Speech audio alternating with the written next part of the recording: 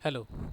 Now see what is meant by the term conflicting and non-conflicting operations by transaction. We will be discussing this difference by using different types of schedule. Now consider schedule 1 S1. There are two transactions. Now T1 performs a read A and T2 performs a read B operation. Now here you can see that both the both of these transactions are performing the read operation on different data, so they are not interfering to each other, so these two operations are non-conflicting. Now consider another schedule T1 and T2. Suppose T1 is performing a read A operation and T2 is performing read A operation. Now you can see that here both of these transactions are performing the read operation on the same variable, but they are the read operation. So as there is no write operation, the read operation are not interfering to each other, hence we can say these two operations are non-conflicting. Now consider schedule S3. Suppose T1 is performing read A and T2 is performing write A. Now here we can see these two transactions are performing the read write operation on the same variable.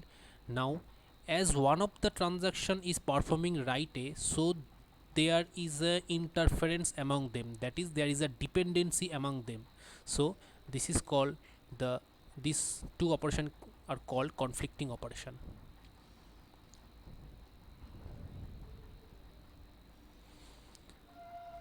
Now suppose it is T1 is performing read A and T2 is performing write B.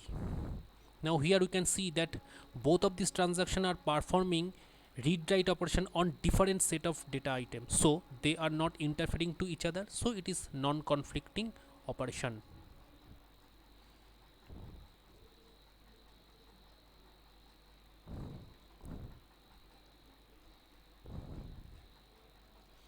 Now here these two transactions T1 and T2, they are performing write operation on the same variable, and at least one of them is a write operation, so these two operations are interfering to each other, so they are conflicting operation. Now consider another transaction, another schedule S6, where T2 is performing write A and T1 is performing write B. Now here we can see they are working on different set of data items, so we can say that this is non-conflicting operation. So how we can say that two operations performed by two different transactions is conflicting or not? So the first condition must be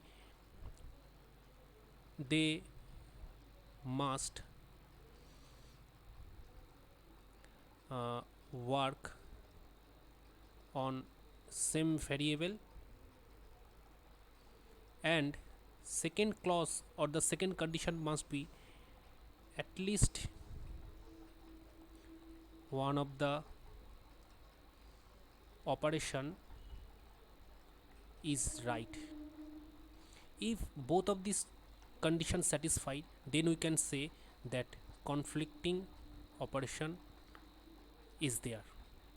So let us use this criteria to check the conflicting or non-conflicting situations. Now in case of S1, schedule S1, we can see the clause 1 C1, they must work on the same variable. Are they working on the same variable? No. So this condition, first condition, is not satisfied, so we can say that this is non-conflicting operation, that is this is not conflicting. Now consider the schedule to S2. Here let us check for the first condition, are they working on the same variable? Yes. Then we need to check the second case, at least one of the operation is right. No. So condition 2 is not satisfied, hence it is non-conflicting. Now consider S3. Check for the first criteria, working on the same variable. Yes. Now consider the second criteria, at least one of them right. Yes, one of them is right, hence it is a conflicting operation. Now consider S4. the first criteria is not satisfied because they are not working on the same variable, hence we can say this is not conflicting.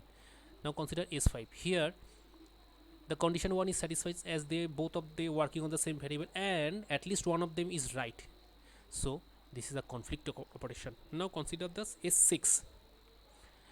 They must work on the same variable. Are they working on the same variable? No. So the first condition is not satisfied, hence it is not conflicting operation.